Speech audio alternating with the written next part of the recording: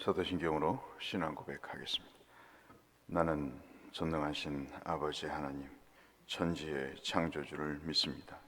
나는 그의 유일하신 아들, 우리 주 예수 그리스도를 믿습니다.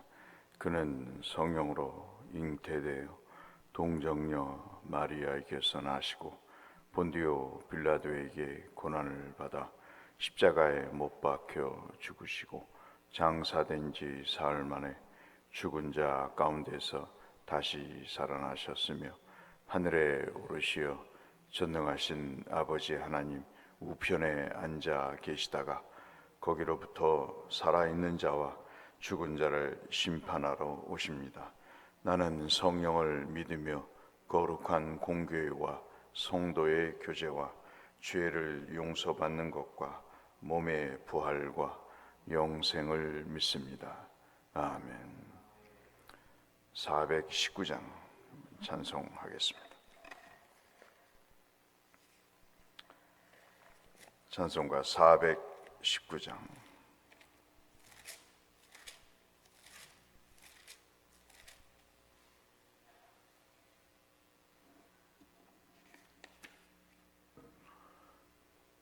찬송 419장. 주 날개 밑 내가 편안히 쉬네. 밤 깊고 비바람 불어쳐도 아버지께서 날 지켜주시니 거기서 편안히 쉬리로다. 주 날개 밑 평안하다. 그 사랑 끊을 자니뇨. 주 날개 밑 내 쉬는 영혼 영원히 거기서 살리. 주 날개 밑 나의 피난처 되니 거기서 쉬기를 원하노라. 세상이 나를 위로치 못하나 거기서 평화를 누리리라. 주 날개 밑 평안하다. 그 사랑 끊을 자니뇨. 주 날개 밑 내 쉬는 영혼 영원히 거기서 살리. 주 날개 밑 참된 기쁨이 있네. 고달픈 세상길 가는 동안 나 거기 숨어 돌보심을 받고 영원한 안식을 얻으리라. 주 날개 밑 평안하다. 그 사랑 끊을 자니뇨. 주 날개 밑 내 쉬는 영혼 영원히 거기서 살리.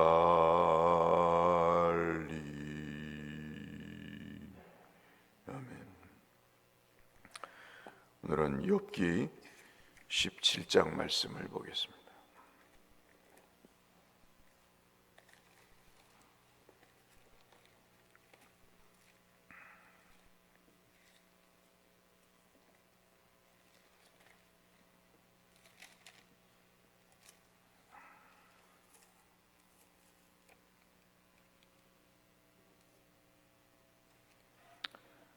욥기 17장 1절에서 16절 말씀,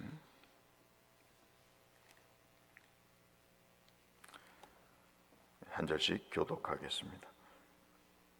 나의 기운이 쇠하였으며 나의 날이 다하였고 무덤이 나를 위하여 준비되었구나.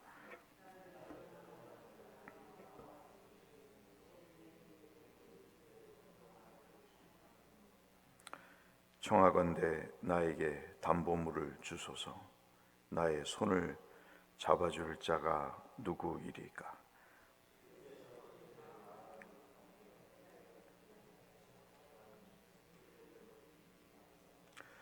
보상을 얻으려고 친구를 비난하는 자는 그의 자손들의 눈이 멀게 되리라.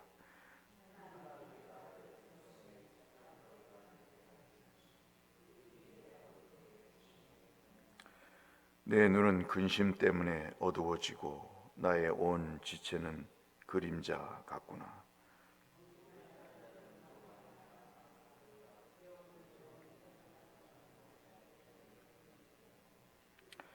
그러므로 의인은 그 길을 꾸준히 가고 손이 깨끗한 자는 점점 힘을 얻느니라.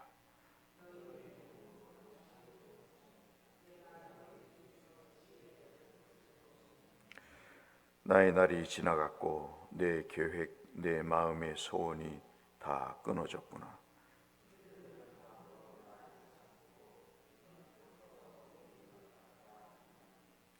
내가 수월의 집이 되기를 희망하여 내 침상을 흑암에 펴놓고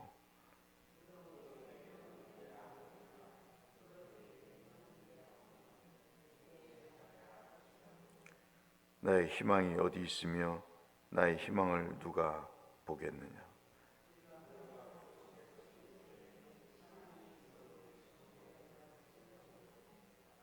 아멘.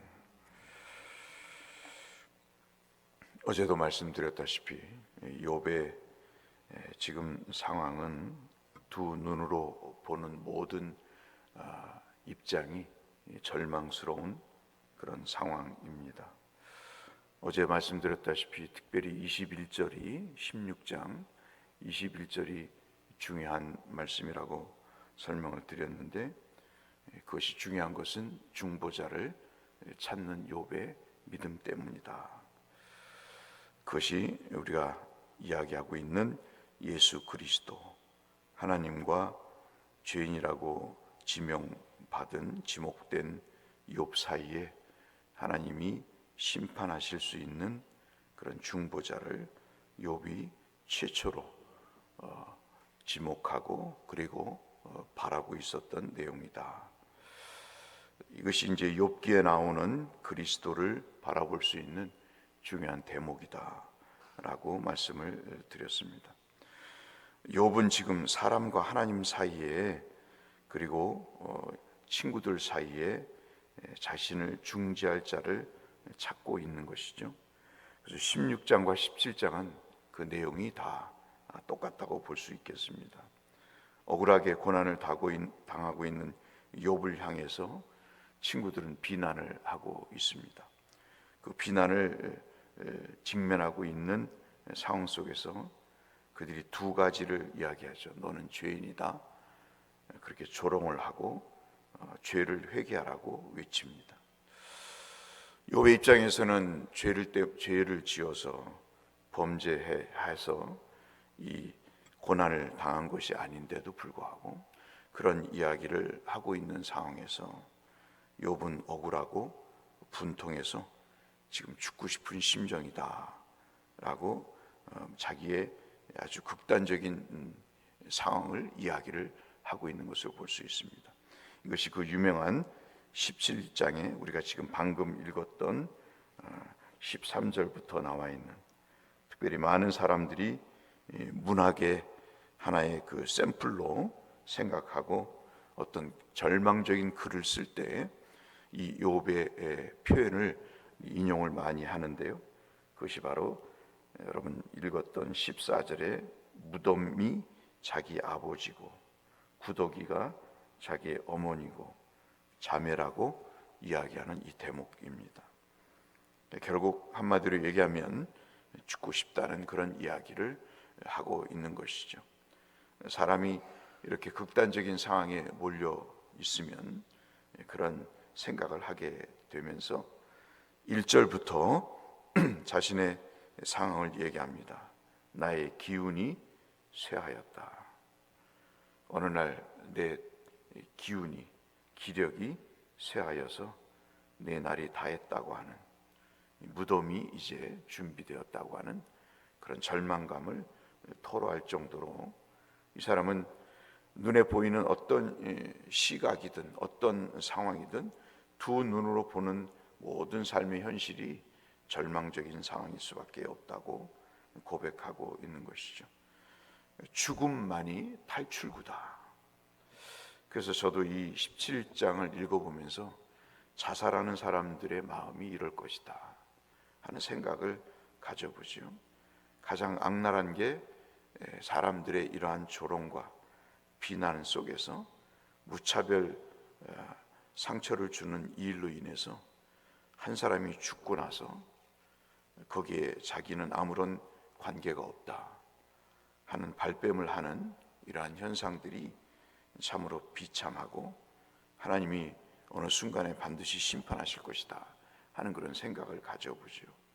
왜냐하면 그 자살하는 사람들의 생각 자체가 물론 자기 중심적인 생각일 수 있지만 학교 폭력을 당하거나 또는 직장에서 갑질의 그런 경험을 해본 사람들의 공통된 내용은 그들이 죽음을 탈출구로 생각하기까지 마음의 고통과 아픔은 우리 모두의 책임일 수 있다는 그런 생각을 하기 때문인 것입니다. 얼마나 고통스러웠으면 벗어날 마지막 희망을 그가 죽음으로 선택했을까.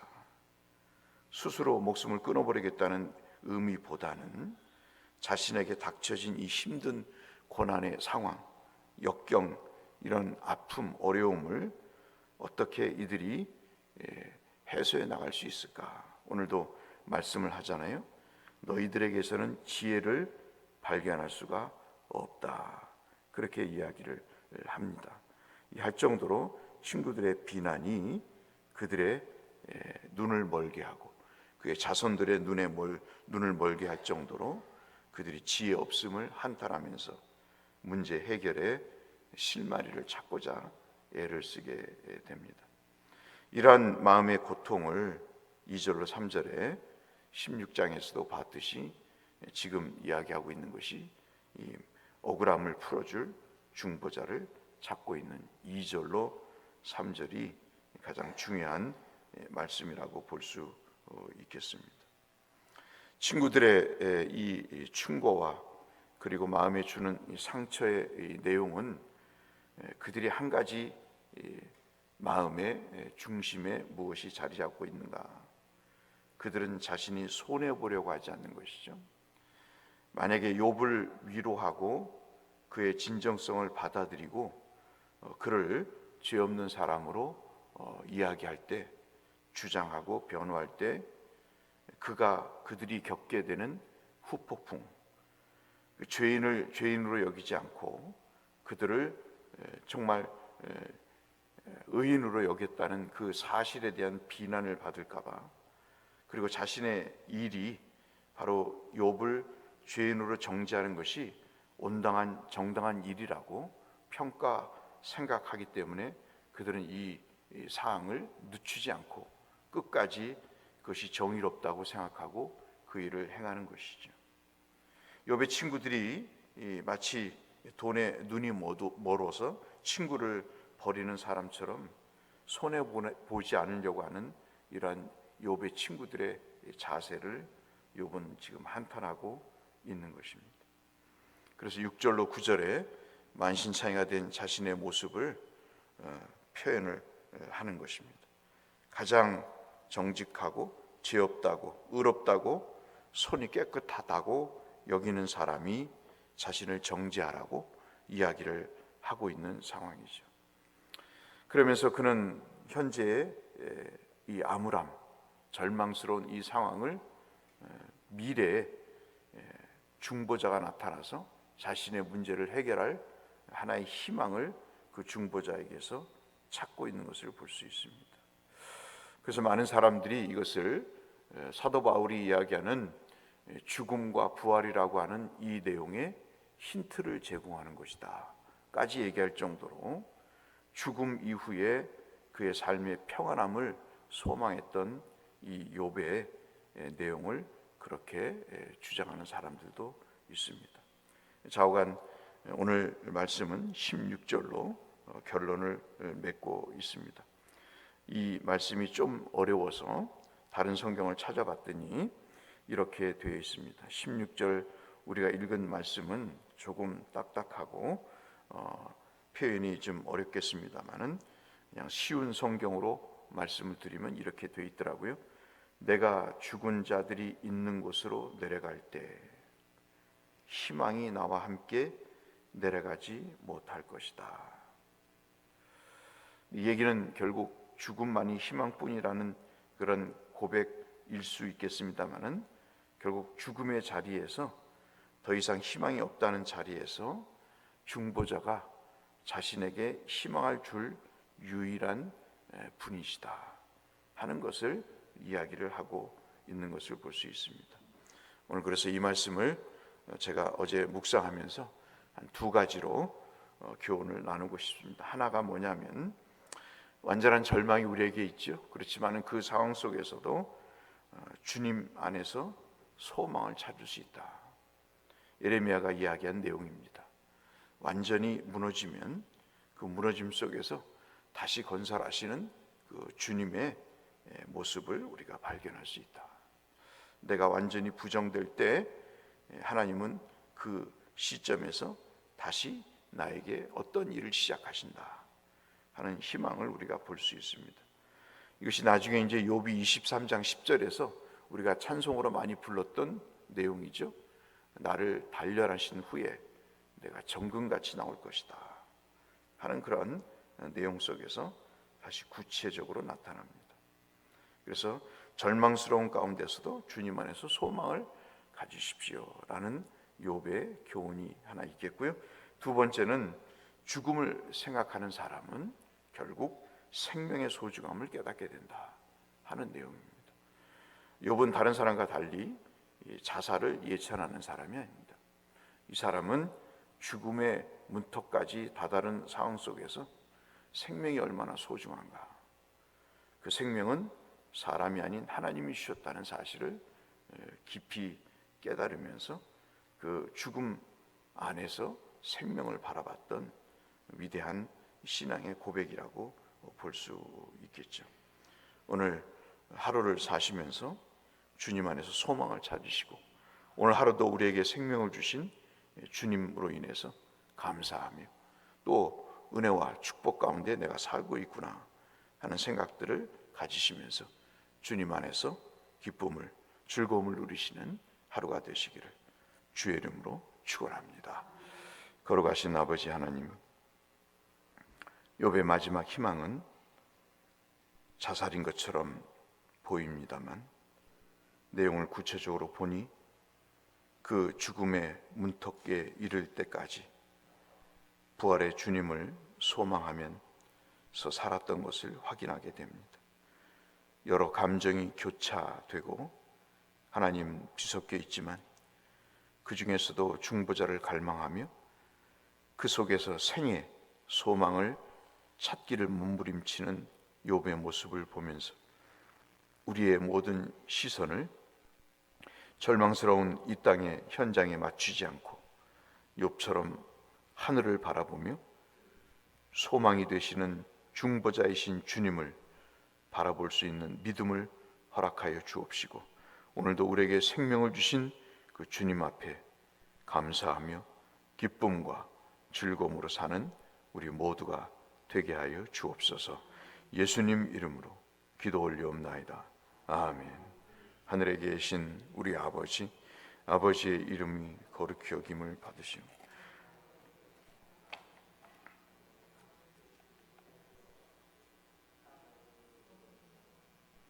오늘 우리에게 일용할 양식을 주시고 우리가 우리에게 잘못한 사람을 용서하여 준 것 같이 우리 죄를 용서하여 주시고 우리를 시험에 빠지지 않게 하시고 악에서 구하소서.